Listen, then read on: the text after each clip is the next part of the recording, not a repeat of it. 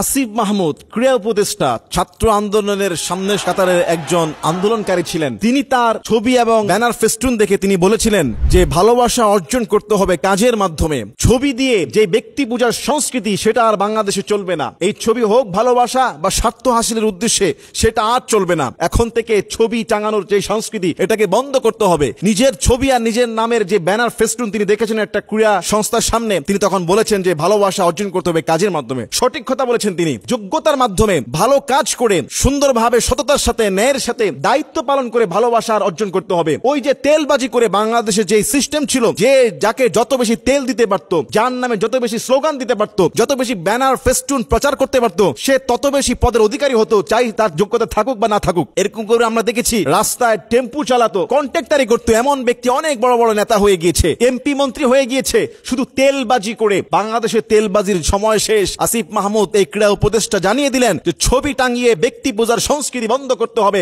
আর এই সংস্কৃতি চলবে না, এটা দ্বারা ফায়দা হাসিল আর চলবে না, বরং কাজের মাধ্যমে ভালোবাসা অর্জন করতে হবে। তিনি চমৎকার কথা বলেছেন। এবং আসিফ মাহমুদ উপদেষ্টা তিনি তার 1 মাসের বেতন প্রধান উপদেষ্টা ত্রাণ তহবিলে দিয়েছেন বন্যায় ক্ষতিগ্রস্ত ব্যক্তিদের জন্য। শুধু তিনি না, বাংলাদেশের অনেক সংস্থা আমার জানা মতে, যেমন রোব বাংলাদেশ, তাদের কর্মচারীদের একদিনের বেতন সম্পূর্ণ বন্যাত্ম যারা রয়েছে ক্ষতিগ্রস্ত এদের জন্য দিয়ে দিয়েছে। বাংলাদেশ সেনাবাহিনী এবং বাংলাদেশ বর্ডার গার্ড যে বিজিবি রয়েছে, তারাও তাদের একদিনের বেতন স্যালারি সম্পূর্ণটা বন্যায় ক্ষতিগ্রস্তদের জন্য সহযোগিতা হিসেবে প্রধান যে উপদেষ্টা ত্রাণ তহবিলে দিয়েছে।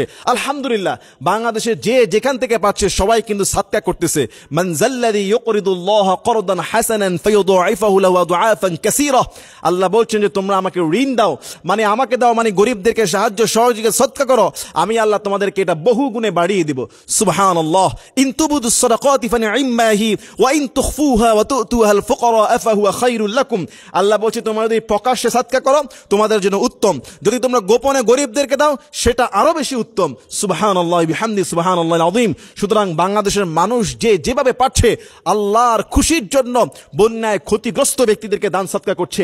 আর আসিফ মাহমুদ ভাই তিনি যে চমৎকার কথা বলেছেন, তেলবাজি করা, কারোকে পাম্পুট্টি মারা, রাসূল এটাও বলেছেন যে কেউ যেন কারোর সামনে সরাসরি প্রশংসা না করে, সামনাসামনি যদি কেউ প্রশংসা করে তার মুখে যেন মাটি মারা হয়। কেননা সামনাসামনি প্রশংসা করলে ব্যক্তির অন্তরে অহংকার চলে আসবে, ব্যক্তির ওই ভালো কাজটা নষ্ট হয়ে যেতে পারে, ক্ষতি হতে পারে। এই জন্য সামনাসামনি প্রশংসা নয়। বাংলাদেশের যে সিস্টেম ছিল তেলবাজি, পাম্পুট্টি এবং একে অপরকে তেল দিয়ে যে যেভাবে পারত তাদের যেই পদ হাসিল করে নিত, আসিফ মাহমুদের কথার দ্বারা স্পষ্ট বোঝা যায় আগামীর বাংলাদেশ তরুণদের বাংলাদেশ, আগামীর বাংলাদেশ জনগণের বাংলাদেশ, আগামীর বাংলাদেশ প্রকৃত নেককার সৎ চরিত্রবান পরিশ্রমী ব্যক্তিদের বাংলাদেশ।